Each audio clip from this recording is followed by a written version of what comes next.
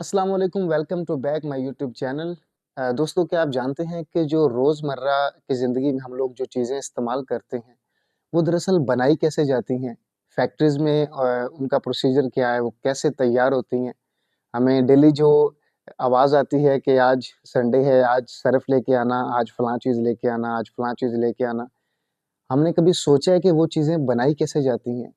क्योंकि हमारे पास टाइम नहीं है, ये सोचने के लिए। हमने 10-20 रुपए से 50-100 रुपया देना है, 200 देना है, हमने चीज़ खरीदनी है, इस्तेमाल कर लेनी है, अगर खाने की है तो खाया-पिया, मज़ा किया और छोड़ दिया।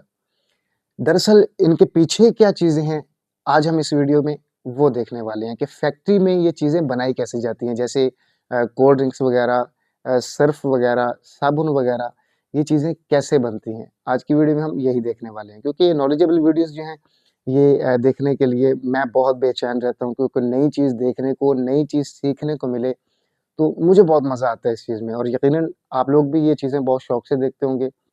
सो आज की वीडियो में हम यही देखने वाले हैं। वीडियो करते शुरू और हाँ, चैनल को सब्सक्राइब ज़रूर कर लीजिएगा।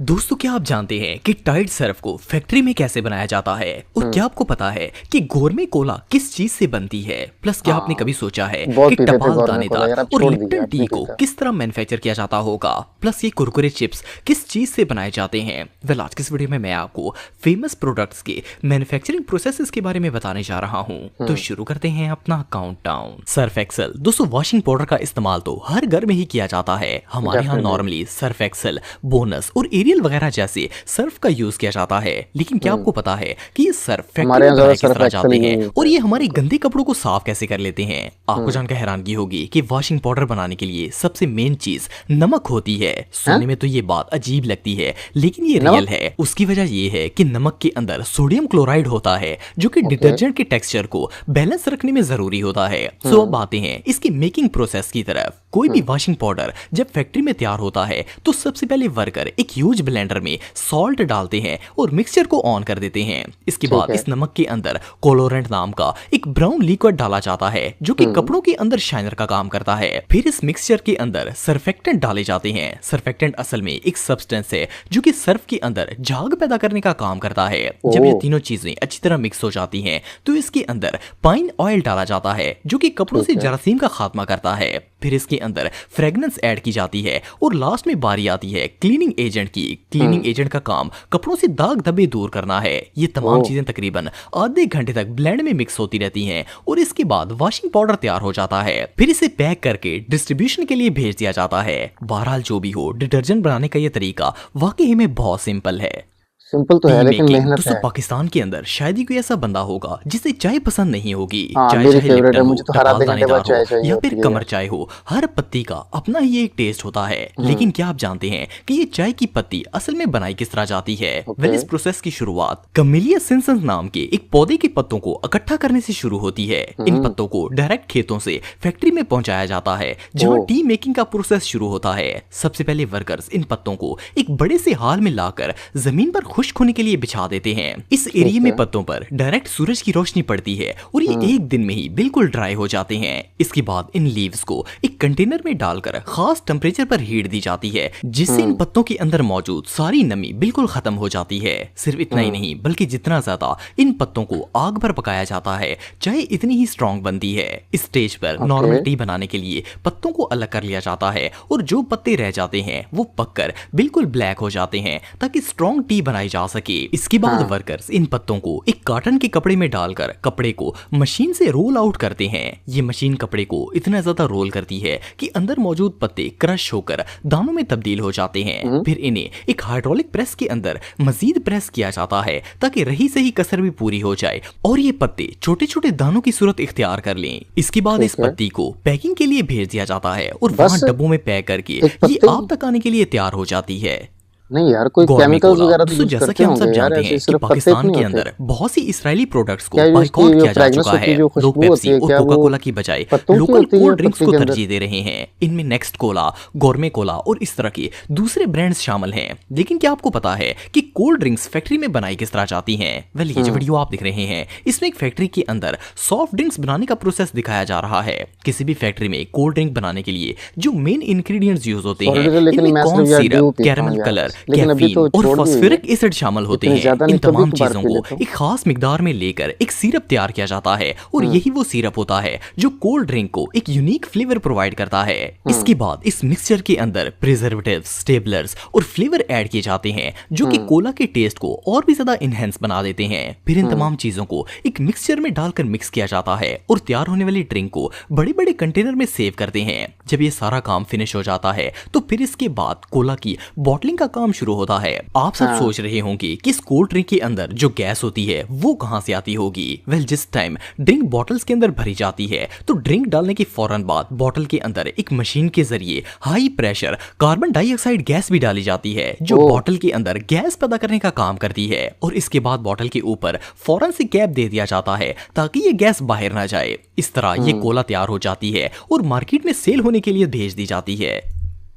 केक, दोस्तों बर्थडे हो, दावत हो या कोई भी खुशी का मौका हो, केक एक ऐसा आइटम है बहुत जो शौक से हर खाता इवेंट हूँ के लिए यार। मस्ट हो चुका है। नॉर्मली तो केक्स बेकरीज में बनाए जाते हैं, लेकिन जो केक्स बड़े पैमाने पर बनाए जाते हैं वो फैक्ट्रीज में तैयार होते हैं। लेकिन क्या आप जानते हैं कि इन केक्स को फैक्ट्रीज में बनाया कैसे जाता है? वेल, ये जो वीडियो आप देख रहे हैं इसमें दिखाया जा रहा है कि फैक्ट्री में हजारों के हिसाब से केक किस तरह तैयार होते हैं। वेल, फर्स्ट हजारों ऑफ के ऑल हिसाब तो इन केक्स की मेकिंग का 80% काम मशीन्स करती हैं। फैक्ट्री के वर्कर्स मैदा, यीस्ट, सॉल्ट, शुगर और दूसरे इंग्रेडिएंट्स डालकर एक मशीन के जरिए इसे मिक्स करते हैं जिससे स्मूथ बैटर तैयार हो जाता है। इसके बाद इस बैटर को सांचों में डालकर बड़े बड़े ओवंस में रख देते हैं। जब एक खास टेम्परेचर पर पकने के बाद केक तैयार हो जाता है तो फिर इसकी फ्रोशिंग का काम शुरू हो जाता है। इसके लिए सबसे पहले अंडे की सफेदी इकट्ठी की जाती है और ये काम मशीन के जरिए ही किया जाता है। मशीन हजारों अंडों को तोड़ती है और खुद ब खुद अंडे की जर्दी सफेदी से अलग हो जाती है। इसके बाद इसके अंदर शुगर डालकर बड़े से मिक्सचर में डाला जाता है और जब ये फ्रॉस्टिंग तैयार हो जाती है तो रोबोट्स खुद ही इसे केक पर अप्लाई कर देते हैं। इसके बाद रोबोट्स एक ही कर रहे मशीन हैं इन यार आजकल केक्स के सारा ऊपर काम। चॉकलेट या किसी भी फ्लेयर की डेकोरेशन करना स्टार्ट कर देती है।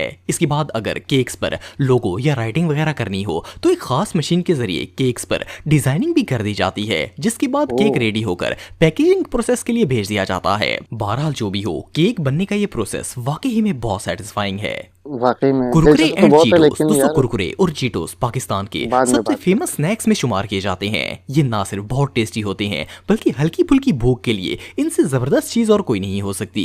लेकिन क्या आपने कभी फैक्ट्री में कुरकुरे स्नैक बनते हुए देखे हैं? वेल, कुरकुरे स्नैक को मकई के आटे से बनाया जाता है। सो इन्हें बनाने के लिए सबसे पहले कई टन मकई को एक बड़े से ग्राइंडर में डालकर इसे पीस लिया जाता है जिससे ये खुश्क आटे की शक्ल इख्तियार कर जाती है। इसके बाद इस आटे के अंदर यीस्ट और पानी मिक्स करके मशीन के जरिए डो बनाई जाती है। फिर इस तैयारशुदा मिक्सचर को एक मशीन में डाला जाता है जो इस कॉर्न के पेस्ट को छोटे छोटे पीसेस की सूरत में बाहर निकालना शुरू कर देती है। हमें और तो फिर इन बचपन में छोटे बताया छोटे गया था कॉर्न कुरकुरे पीसेस को प्लास्टिक के एक बनते बड़े हैं। से फ्रायर के अंदर फ्राई किया जाता है। जैसे ही ये स्मॉल कॉर्न्स फ्राई हो जाते हैं तो इनके अंदर मौजूद खमीर इन्हें अपने ओरिजिनल साइज से डबल का कर देता है और इस तरह ये कुरकुरे चिप्स की शेप में फ्रायर से बाहर निकलना शुरू हो जाते हैं। इसके बाद कुरकुरे के अंदर मिसाले डालने की बारी आती है। पहले इन्हें कन्वेयर बेल्ट के जरिए एक बड़े से ड्रम के अंदर डाला जाता है और ड्रम के अंदर छोटे छोटे सुराख होते हैं जिसके अंदर से मिसाले निकलते हैं। इस मिक्सचर में हर कुरकुरे के ऊपर बराबर से मिसाला लग जाता है। आखिर में ये स्नैक्स रेडी होकर ऑटोमेटिकली सब कुछ पैकेजिंग हो के रहा लिए है। भेज दिए जाते हैं क्या और ये बात है। फ्रेश कुरकुरे और चीटोस बच्चों तक जाने के लिए रेडी हो जाते हैं।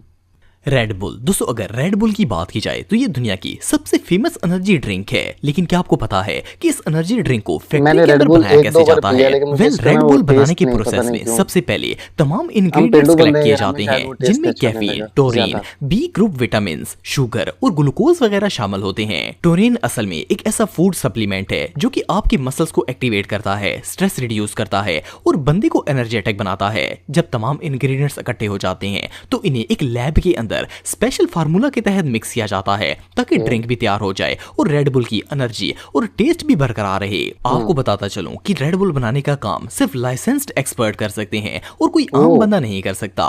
जब इन तमाम इंग्रेडिएंट्स को मिक्स करके रेड मतलब बुल लाइसेंस तैयार हो चाहिए जाती होता है। है तो फिर इसके कैंस बनाने का प्रोसेस स्टार्ट होता है। इसके लिए एल्युमिनियम की थिन शील्ड को मशीन के जरिए एक मखसूस साइज में कट किया जाता है और रोल आउट करके कैंस की शेप दी जाती है। इसके हुँ। बाद तैयार शुदा ड्रिंक को एक मशीन के जरिए कैंस में फिल किया जाता है और साथ साथ दूसरी मशीन इन कैंस को सील कर देती है। ये सारा हुँ। प्रोसेस मशीन के जरिए ही किया जाता है और ह्यूमन वर्कर का इसमें कोई हाथ नहीं होता। इस तरह दुनिया की ये फेमस ड्रिंक तैयार हो जाती है और मार्केट में सेल होने के लिए भेज दी जाती है।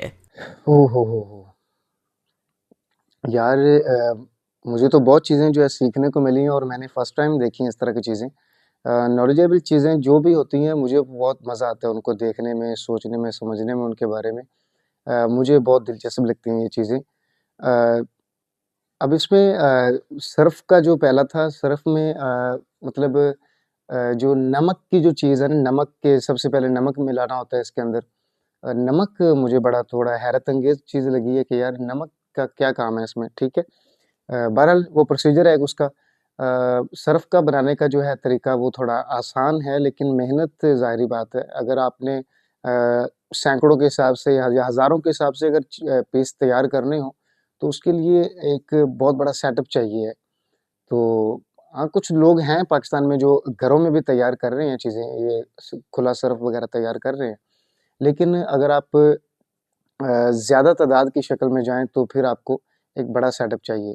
और जो पत्ती है वो कह रहे थे कि सिर्फ़ ये एक वो पेड़ का जो है पत्ते से तैयार की जाती है। लेकिन मुझे लगता है यार इसमें कुछ फ्लेवर्स ऐड करने के लिए या फिर वो कलर जो है पत्ती का, ठीक है? उसके लिए कुछ न कुछ तो यार किया जाता होगा। अब ऐसे तो नहीं होता कि ग्रीन पत्ते उठाए और उनको सिर्फ़ धूप पे खुश्क किया और फिर उसको जो है दानों में तब्दील किया और फिर वो बस पैकिंग कर दी। मुझे नहीं लगता ऐसा। तो बहरहाल पत्ती जो चाय जो है, चाय भाई हर आधे घंटे बाद मेरे आगे चाय का कप ना हो तो भाईजान यकीन करो ज़िंदगी में ना बोर सी हो जाती है, बोझ लगने लगती है यार। चाय का मैं बहुत बड़ा शौकीन हूँ। कोल्ड ड्रिंक की बात करें तो यार मैंने कोल्ड ड्रिंक पी भी बहुत ज़्यादा है, लेकिन आजकल मैंने बहुत ज़्यादा कम कर दिया कोल्ड ड्रिंक। जब तक मैं पीता था सिर्फ़ एंड सिर्फ़ भाईजान due. Due my favourite cold drink, लेकिन आजकल मैं नहीं पी रहा हूँ वो भी। तो बहरहाल वीडियो यार बहुत इंटरेस्टिंग थी, बहुत मज़ा आया और इसका सेकंड पार्ट भी है लेकिन अभी मैं वो नहीं करने वाला हूँ। वो करूँगा इंशाल्लाह मैं 1 आधे दिन तक वो भी आपको मिल जाएगी। तो बस यही थी वीडियो आज की।